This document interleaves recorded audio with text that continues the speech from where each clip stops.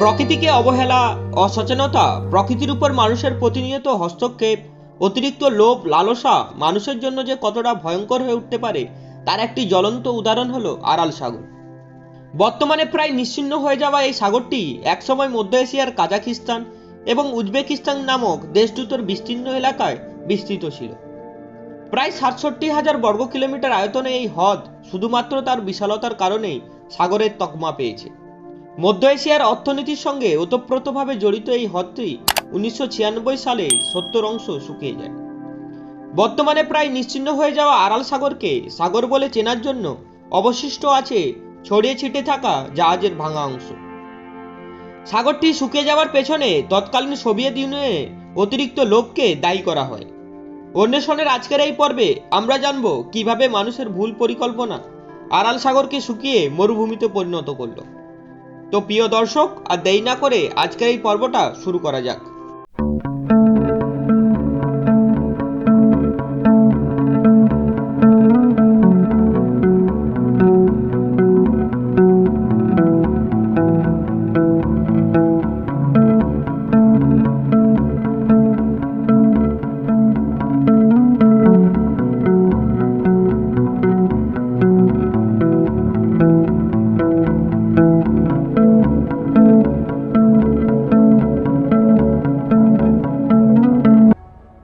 ভূবিজ্ঞানীদের গবেষণা অনুযায়ী আনুমানিক ৩০ লক্ষ বছর আগে মধ্য এশিয়ার বর্তমান কাজাখিস্তান ও উজবেকিস্তান সীমান্তে একটি শক্তিশালী ভূমিকম্প আঘাত হানে।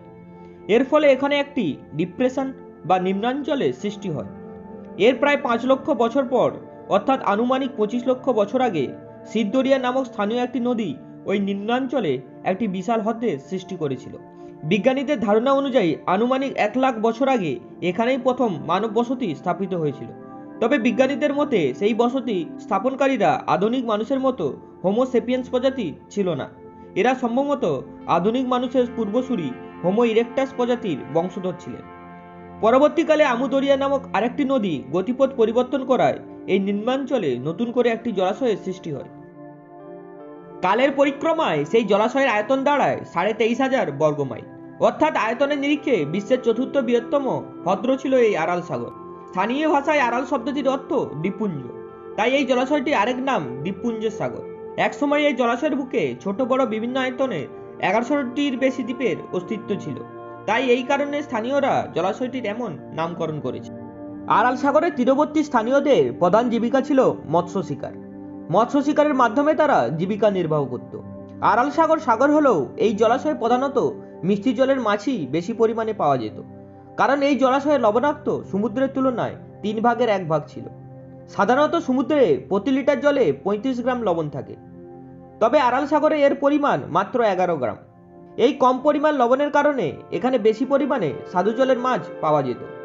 এই মাছের উপর নির্ভর করে আরাল সাগরের তীরবর্তী জনপদের মানুষজনের জীবিকা ভালোই কাটছিল। এই মাছের উপর নির্ভর করেই আরাল সাগরের বুকে গড়ে উঠেছিল মৎস্য শিল্প। তবে সাগরটি শুকিয়ে যাওয়ার জন্য মূল খলনায়ক তৎকালীন সোভিয়েত সরকার। ১৯১৮ সালে গড়ে তোলা সোভিয়েত সরকারের তুলা শিল্প তখন সফলতার শীর্ষে আরোহণ করেছিল। তাই সোভিয়েত সরকার বিশ্ববাজার ধরে রাখতে তুলা উৎপাদন বৃদ্ধির প্রকল্প হাতে নেয়। এই তুলা চাষের জন্য প্রচুর পরিমাণে জলের প্রয়োজন হতো, তাই সোভিয়েত সরকার আমু দরিয়া ও সিরিদরিয়া নামক এই দুই নদীকে তুলা খেতে সেচের কাজে লাগানোর জন্য বাঁধ নির্মাণ করে। এর ফলে আরাল সাগরের দিকে বাহিত জলের যোগান কমে যায়। পরবর্তীকালে হ্রদের সাথে কোনো সাগরের যোগাযোগ না থাকায় জলের পরিমাণ কমে যায়। আরাল সাগরের তীরবর্তী এলাকায় বার্ষিক বৃষ্টিপাতের পরিমাণ সাধারণত কম, এখানে মাত্র ১০০ মিলিমিটার বৃষ্টিপাত হয়ে থাকে। এই সমস্ত পরিস্থিতির কারণে আরাল সাগরের জলের পরিমাণ কমতে থাকলেও তৎকালীন সোভিয়েত সরকার বিষয়টির উপর কোনো রকম ভ্রুক্ষেপ করেনি। এইদিকে জলের পরিমাণ কমতে থাকায় হ্রদের জলে লবণের ঘনত্ব মাত্রাতিরিক্ত বেড়ে যায়, যা লিটার প্রতি গড়ে ১০০ গ্রাম পর্যন্ত পৌঁছে যায়। লবণের পরিমাণ বেড়ে যাওয়ায় আবহাওয়ার উপর মারাত্মক খারাপ প্রভাব পড়তে শুরু করে, আর এই থেকে আরাল সাগরে ধ্বংসের সূচনা ঘটে। এছাড়াও বিভিন্ন গবেষণাগারের রাসায়নিক বর্জ্য, বিষাক্ত কীটনাশক, শিল্প কলকারখানার বর্জ্য আরাল সাগরের জলে নিষ্কাশন করা হতো। ১৯৬০ সালের পর এই সাগরের জল দ্রুত শুকাতে শুরু করে। যারা আরাল সাগরের উপর নির্ভরশীল ছিল তারা আর কোনো উপায় না দেখে অন্য প্রদেশে চলে যেতে শুরু করে।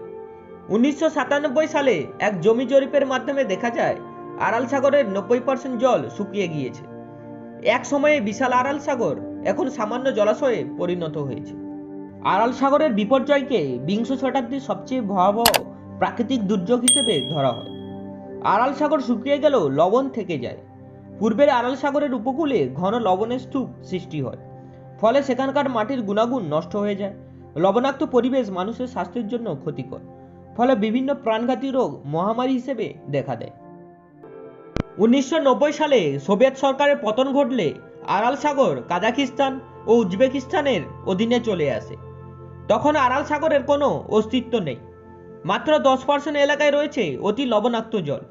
বিপর্যয় থেকে রক্ষার উপায় বের করতে দুই দেশের রাষ্ট্রনেতারা একত্রিত হন।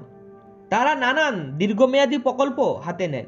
লম্বা খাল খনন করে দক্ষিণ সাগর থেকে জল আনার চেষ্টা করেন, কিন্তু প্রযুক্তিগত ত্রুটি ও দুর্বল ব্যবস্থাপনার কারণে কোটি কোটি ডলার লোকসান হয়। শেষ পর্যন্ত পুরো প্রকল্প বাতিল হয়। 2003 সালে কাজাখিস্তান সরকার বাঁধ নির্মাণের মাধ্যমে পুনরায় নদীর জলকে আরাল সাগরে ফেলার ঘোষণা করে, কিন্তু উজবেকিস্তানের সঙ্গে মতের অমিলে তাও স্থগিত হয়। পরে কাজাখিস্তান সরকার নিজ অর্থ ব্যয়ে কাজাখিস্তান সীমানায় বাঁধ নির্মাণ শুরু করে। 2005 সালে বাঁধ নির্মাণ শেষ হয়। বাঁধের কারণে কাজাখিস্তান অঞ্চলে আরাল সাগরের পরিস্থিতি কিছুটা উন্নত হয়। এই সাগরে জলের পরিমাণ বৃদ্ধি পায় এবং উত্তর আরাল সাগরে মাছ চাষ শুরু হয়।